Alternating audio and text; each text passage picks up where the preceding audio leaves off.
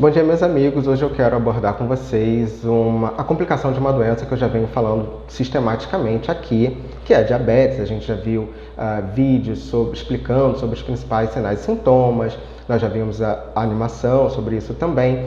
E hoje eu quero ressaltar uma complicação da diabetes que é chamada de cetoacidose diabética. Isso por quê? Porque é uma doença que tem um grau de letalidade grande, mortalidade grande, tá? Principalmente, sobretudo, se esse paciente ele não for tratado de forma adequada. O primeiro ponto, não tem meio termo, gente. Esse tipo de complicação precisa ser tratado na clínica, na internação. São pacientes que precisam ser internados. 50% do sucesso da terapia, né, da sobrevida da possibilidade de vitória contra essa doença, advém de fluidoterapia e uma fluidoterapia intensa. E a gente não vai conseguir isso em casa. Então esse animal ele precisa ser internado, tá? Agora, o que é a cetoacidose, né? Como é que você pode reconhecer que essa complicação está acontecendo? Então, a cetoacidose ela é uma complicação multissistêmica da diabetes que vai cursar com um quadro de cetonemia, cetonúria e hiperglicemia. Isso porque a insulina ela não está agindo de forma adequada, seja porque a gente tem no processo, né, uma produção muito ineficaz de insulina ou, sobretudo, quando a gente tem uma resistência insulínica acontecendo nesse paciente. E aí, uma das medidas que o organismo tem, né, levando em consideração que é a glicose, a nossa principal fonte de captação de energia, na medida que a gente não está tendo insulina suficiente para favorecer esse processo, o organismo o que ele faz? Bom, eu preciso me alimentar, eu não posso morrer de fome. Então ele lança a mão de começar um catabolismo muito intenso de gordura. E o grande problema nesse intenso catabolismo é justamente a produção exagerada do que a gente chama de corpos cetônicos, de cetonas, tá? É um processo que quando a gente está em jejum, por exemplo, a gente está produzindo. É um processo que para quem faz, né, ou já fez uso de dieta cetogênica, também passa. A gente tem produção de cetona, mas na cetoacidose a gente tem isso em larga escala.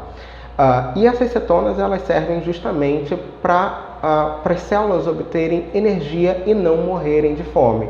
Então, apesar de ser um mecanismo, né, de proteção contra a fome, é um mecanismo que causa mal, que traz consequências devastadoras para esse paciente, inclusive o óbito, tá? E um dos sistemas que é mais prejudicado nesse quadro é o sistema cardiovascular. Porque com esse quadro de cetoacidose acontecendo, a gente tem aí um pH mais ácido. Há uma das características da cetoacidose é justamente acidificar o pH sanguíneo. E quando a gente tem acidificação desse pH, a gente vai poder encontrar alterações cardiovasculares importantes, como, por exemplo, diminuição de débito cardíaco, diminuição de contratilidade cardíaca, diminuição da pressão, então perfusão em órgãos importantes como fígado e rim vai estar totalmente prejudicada. É muito comum a gente ter pacientes apresentando lesão renal por conta disso, prejuízo neurológico, enfim, a gente vai ter um prejuízo muito intenso, orgânico, nos pacientes num quadro de cetoacidose. Mas como é que você pode reconhecer um paciente num quadro de cetoacidose? Vômito, diarreia, prostração, inapetência. Um diabético não comendo é estranho, né? E é importante que você saiba que esse não é um processo que aconteceu ontem, né, do dia para a noite. É um processo que já vem há alguns dias. Então, para culminar num quadro do animal apresentar vômito, diarreia, porque o quadro não está, a situação está feia, a situação está crítica. Então, não dá para tratar domiciliarmente. Tem que ser internado esse animal e tem que ser devidamente acompanhado.